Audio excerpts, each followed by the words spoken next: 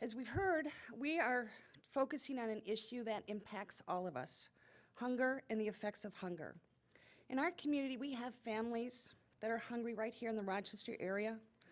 Our local churches have been collecting food for neighborhood house, food pantry that's located in the Congregational Church on Pine Street for years.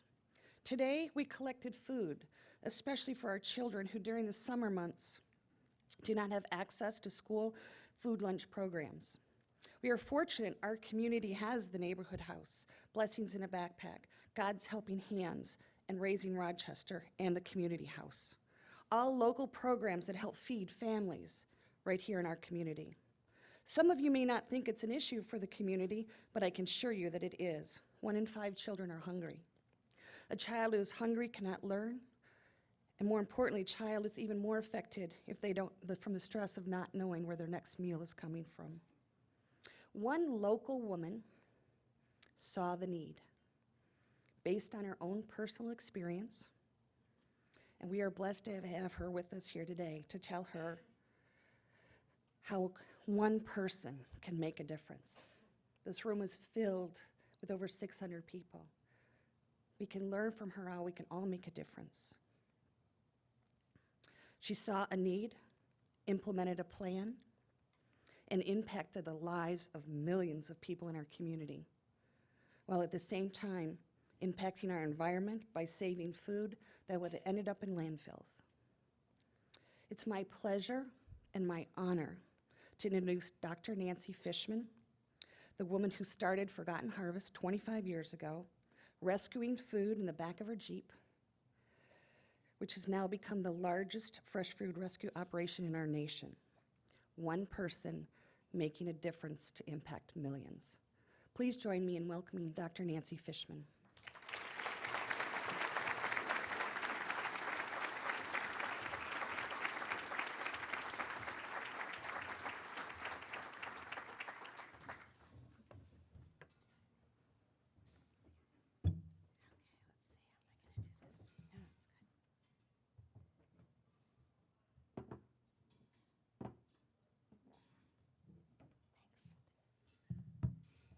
Good morning.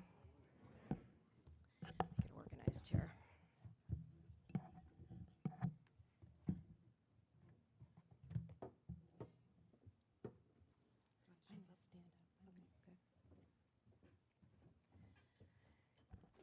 Thank you, Melinda, for that lovely introduction. And thank you for inviting me to share this 34th annual prayer breakfast with you today. Last night, the Prayer Breakfast Committee hosted a lovely dinner, during which time one of the committee members came up to me and said, you know, 3 of our recent speakers for prayer breakfast died shortly after they gave their speeches. And I'm thinking, why didn't they tell me this before I signed the contract?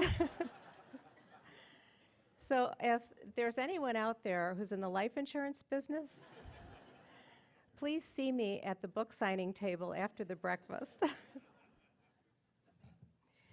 So as I look around the room, as I was listening to the beautiful music and prayers and readings, I had to ask myself with humor, what's a nice Jewish gal like me doing in a place like this?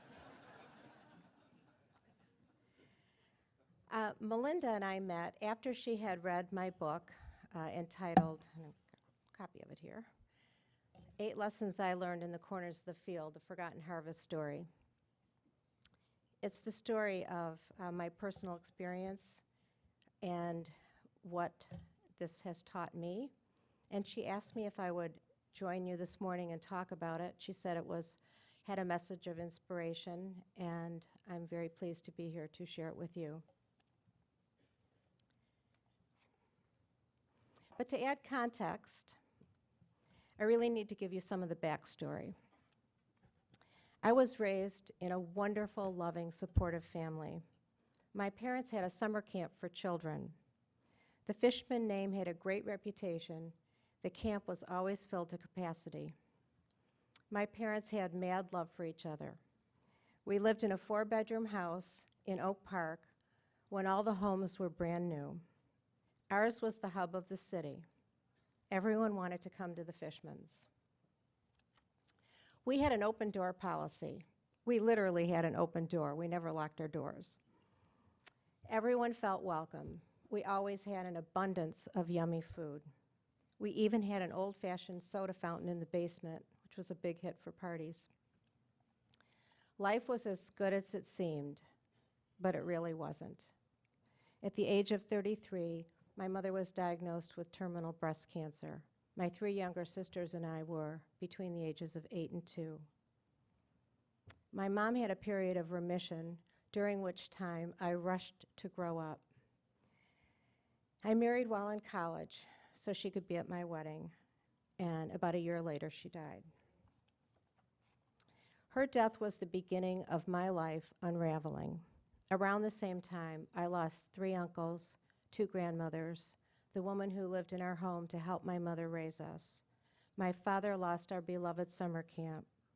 His business was not doing well. My marriage ended, and there I was, 25 years old, with a baby in diapers. So what happened during the next chapter of my life was very difficult. It was a secret I did not tell until 5 years ago. And this is a chapter that I still have a very hard time talking about, so I'm going to read to you the first page of my book. We hadn't dressed warmly enough that day, shivering in line outside a rusty building under ominous clouds that rained and snowed intermittently, just enough rain to chill our bones and not enough snow to feel like Christmas. I was filled with relief that I had a second pair of shoes at home, more protective against November weather than the ones betraying me that day. I was there secretly, ashamed to tell family and friends about my situation. I hadn't finished my education, my rent was too high, and I couldn't seem to make ends meet. With her tiny hand in mine, my 2-year-old daughter hugged my side like the other children in line, clinging to their parents, borrowing warmth from tattered woolen coats as we waited our turns to apply for food assistance. A tacit acknowledgement among us was the stark truth. We were all failing to feed our children adequately, and we needed help. Being one among many was not consoling. I looked into the faces of my neighbors in need and wondered how they got there and if they would ever be okay. I felt their pain and swore to myself that someday I would return to help. At that moment, I learned the first of 8 significant lessons. Lesson number 1, people are not so different from each other. We all cry the same tears from fear, desperation, humiliation, and hunger. You know, many of us have made promises to God in times of need. The fulfillment of these promises can alter our lives forever. Sometimes we are moved from caring to action. Mine is such a story. Many years later, after I stood in line for food, after I had married my wonderful second husband, finished my education, and had more than 2 pair of shoes in my closet, I kept that promise to help others who struggle to feed themselves and their families. I had been doing some volunteer work for a national Jewish hunger relief organization, and a rabbi handed me an article about a New Jersey woman who was collecting leftover food in her Jeep and delivering it to soup kitchens and shelters. I froze in my chair. I had a Jeep. I could do the same thing. So really, later that week, I started going around to restaurants and bakeries and country clubs and asking for food. About a year and a half later, an article about my efforts appeared in the Jewish News. The very next day, I received a call from a rabbi informing me that an elderly couple wanted to donate anonymously to me a refrigerated van to expand the scope of my work. They were the first of many angels who taught me lesson number 2. There are always angels among us. Ask and help will be there.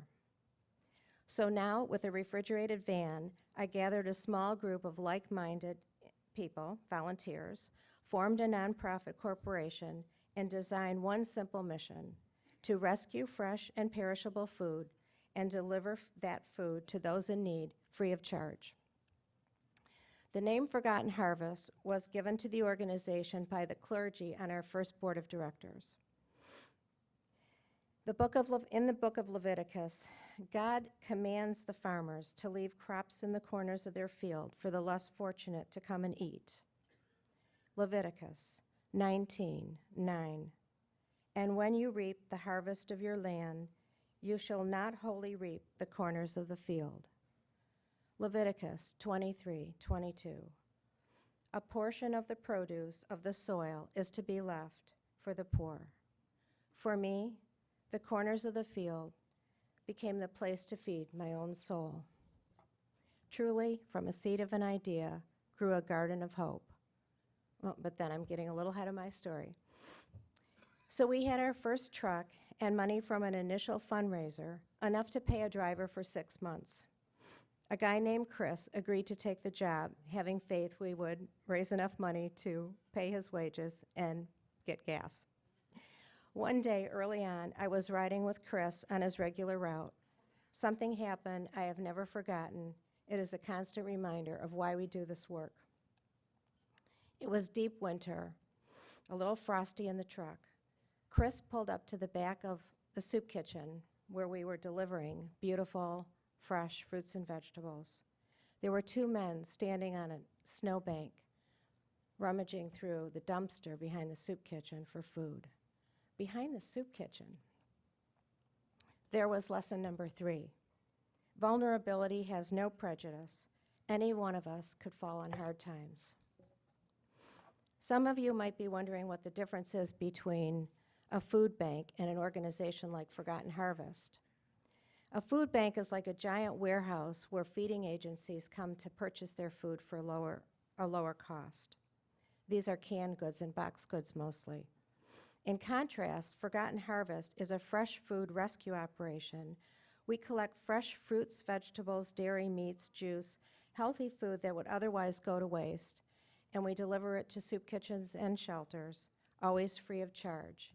The people who eat our food are those who are most vulnerable and most at risk of being unhealthy, so this food is really important to them. Here in Metro Detroit, Gleaners Food Bank and Forgotten Harvest work cooperatively to fight hunger. We each do what we do best, sharing our bounty with our neighbors in need. Fundraising was a constant challenge, so we created an annual fundraiser, a comedy night with a tagline, "Hunger is no laughing matter."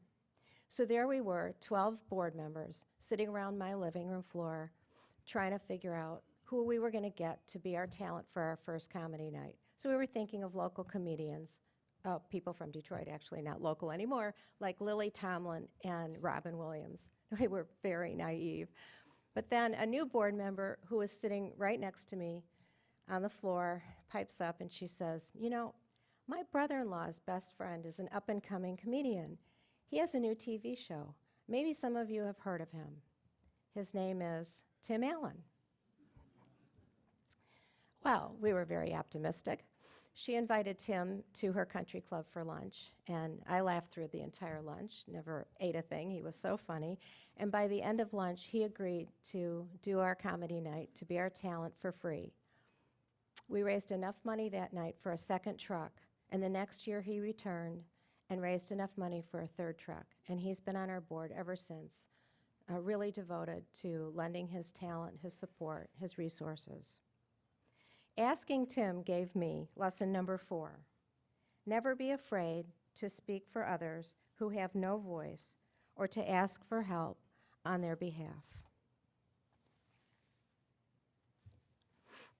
We have been consistent throughout the years. For every dollar we raise, 96 cents goes toward the food program, and every dollar puts 5 meals on the tables of those in need. Through the years, so many individuals have contributed so much. It has always felt like there were angels watching over us. Countless celebrities, heads of corporations, people from all walks of life. Like the immigrant who walked in to volunteer, wanting to give back to the country that welcomed her after she fled her native land because of religious persecution. Or like the man who retired from his job as bank president one day, only to come to Forgotten Harvest the next day to take an office and lend his expertise as a volunteer. Or like another man who took a whole year leave from his paid job to come to work on a special project for Forgotten Harvest. It is staggering to think of the beautiful collage of individuals who make up the strong and sustainable fabric of Forgotten Harvest. This has given me lesson number 5. One person can make a difference, and each person's contribution is significant. So the years flew by, and before I knew it, we had reached our 10-year anniversary at Forgotten Harvest. We had gone from 1 truck to a fleet of 10. In the first year, we put 1,200 meals on the tables of those in need. At the 10-year mark, we were providing 1 million meals to those in need across our tri-counties. Thank you.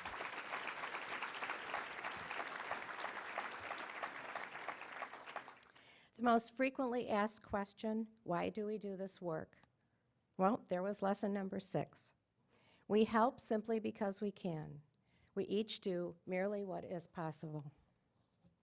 During the second decade, Forgotten Harvest saw unimaginable initiatives. We bought our own building so we could grow toward feeding more people. We forged partnerships with retail grocers like Kroger's, Costco, Sam's, Meijer's, Bush's, and others to rescue less than perfect presentation quality food that would otherwise be thrown away. We established Forgotten Harvest Canada, sending our trucks into Ontario to collect hydroponically grown produce, which we drop on our way back to Michigan with plenty to go around to our 3 counties. Also during the second decade, we discovered that the city of Detroit is considered to be a food desert, a major metropolis without access to fresh food. People living in Detroit have to buy food many times, most of the time, at local gas station convenience stores. I'm sure I don't need to tell you how expensive cans and boxes of low nutrition food can be. Then we discovered that not everyone can get to a soup kitchen or a shelter, so we created a huge mobile farmers market. Now we take our semi-trucks into areas where people cannot get to a soup kitchen, and we unload this beautiful produce into a vacant parking lot, make a big farmer's market out of it, and let people come and pick the gorgeous food that they need. Way back at that awful moment in my history, when I stood in line for food assistance, I saw children like mine standing in line with their parents. I thought to myself, as Melinda said, children who are hungry can't learn. And then what happens to them? I hoped someday I could find a way to help feed children so they would have a shot at a better life. I never expected what I'm about to tell you. Forgotten Harvest received 4 engineering interns from a local college. These 4 young men were bright and energetic. They brilliantly devised a tracking system for recording the food that we pick up. One of these young men went home one night, and he was chattering to his mother about what he was doing with his friends. And she said to him, "Where did you say you were working?" And he said, "Forgotten Harvest." She started to cry. He said, "Why are you crying, Mama?" She told him, when he was a young boy, she didn't have enough money for food, so they ate at a soup kitchen, and the truck that delivered the food said Forgotten Harvest on it. Those boys gave me the gift of lesson number 7. Every small effort has far-reaching effects. In a rare moment, we might actually come to know one. At the 20th anniversary of Forgotten Harvest, we had 20 trucks, 57 employees, and we were putting 30 million meals on the tables of those in need. Yeah.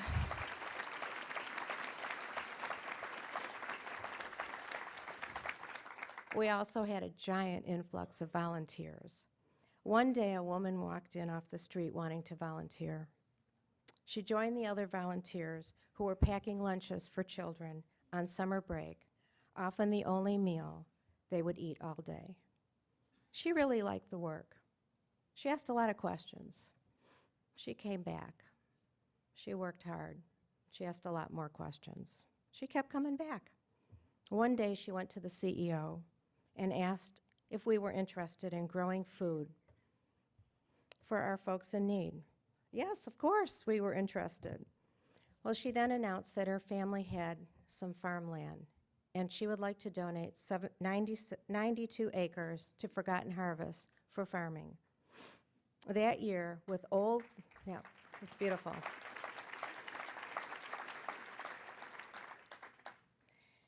That year, with old creaky equipment, we harvested 800 meals. The second year, with additional acreage and the help of brand new farm equipment from Chrysler and its friends, we harvested 1.4 million meals from our farms.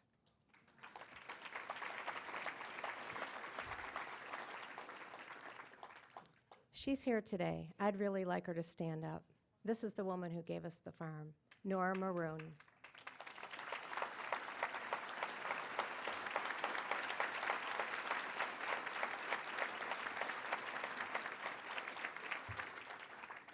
Angels everywhere, right? Just last year, we joined the social enterprise movement and developed a subsidiary called Hopeful Harvest, a place where brand new startup businesses come to have their products manufactured and packaged. This is a new income stream for Forgotten Harvest. Also, there are new food items in your local grocery stores that have been licensed under the Forgotten Harvest name. Profits from these labels help feed the hungry right here at home. Well, I've been talking a lot up here. I think some visuals will help tell the story. Let's take a few moments and see what a day in the life of Forgotten Harvest really looks like. Video, please.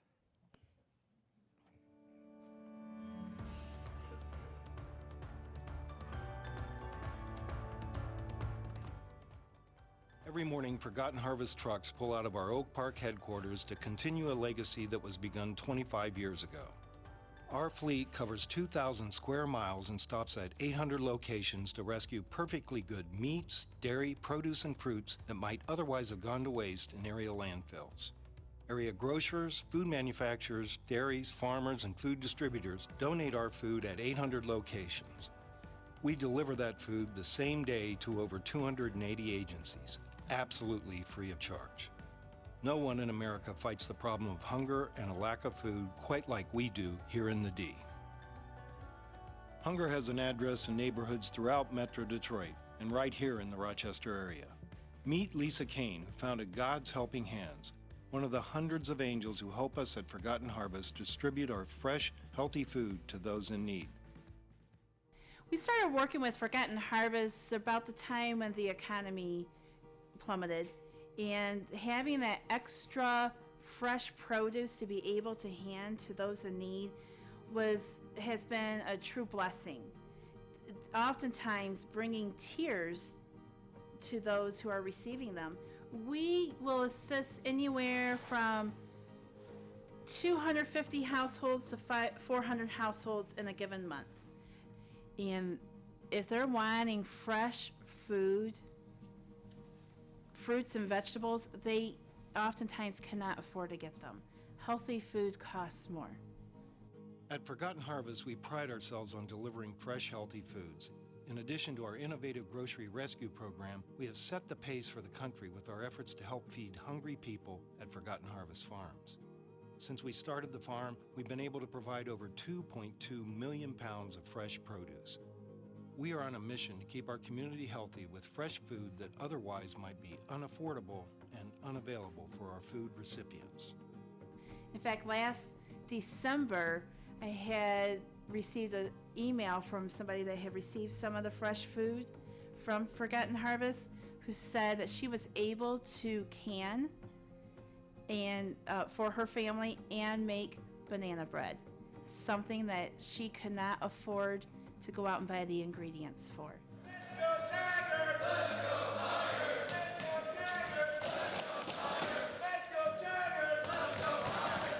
Forgotten Harvest has a spirited and growing base of over 30,000 volunteers. They join with us at our Oak Park headquarters 6 days a week.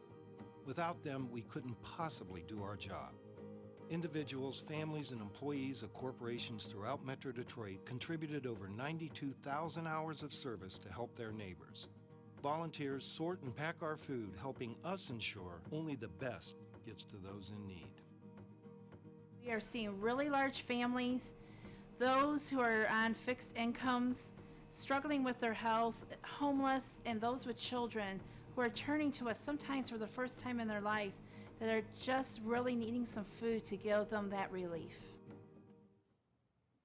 We are so thankful to the thousands of individuals who believed in our innovative food rescue model and have consistently come to our sides to help us fight hunger and waste over the past 25 years.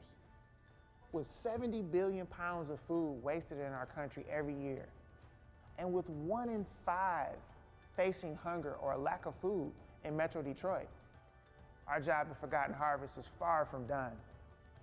Now, more than ever, we remain focused and committed. And with your continued support, we look forward to the day that no child, family, or senior in Metro Detroit will ever have to go to bed hungry. Thank you.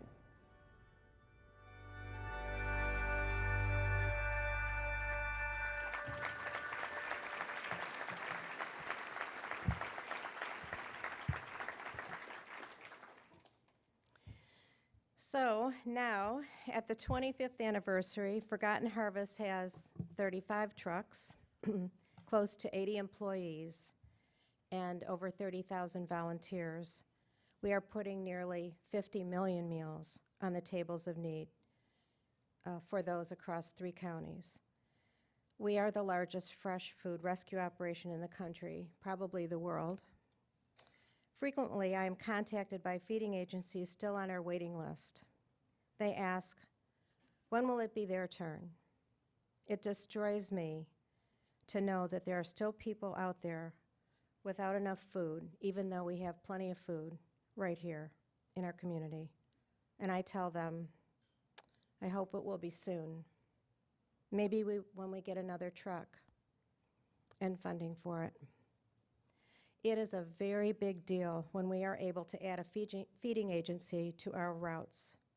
Today, I am extremely pleased to announce that Forgotten Harvest will now be delivering food to the First Congressional Church in Rochester.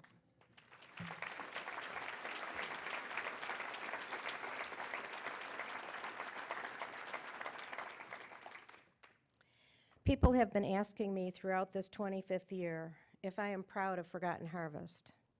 Well, I can't really say I'm proud of the fact that we have to have a Forgotten Harvest.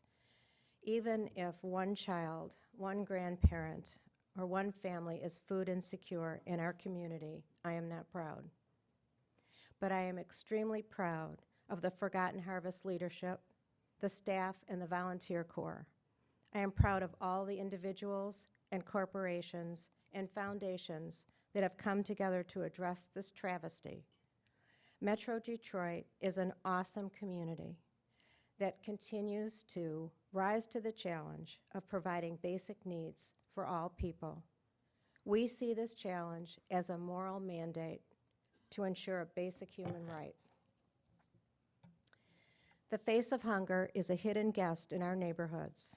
It is the man who makes a minimum wage, not quite enough to pay rent, taxes, health insurance, and feed his family adequately.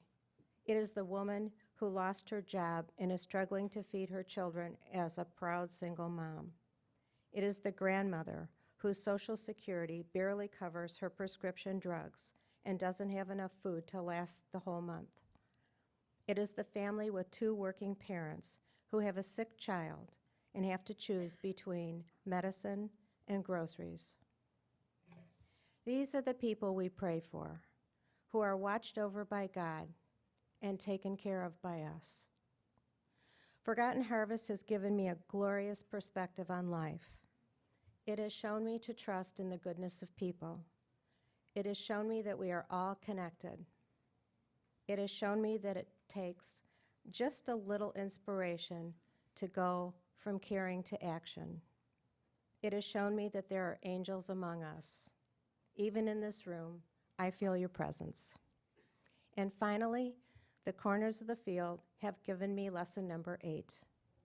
There are those who, out of fear, say some ideas are too lofty, too risky, or impossible. Quiet their voices in your head and remember, one's at risk, the children, the elderly, the vulnerable, need you to do the right thing.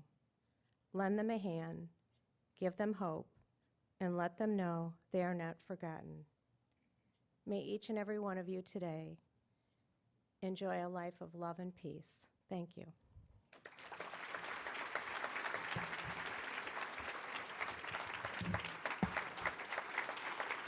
Thank you.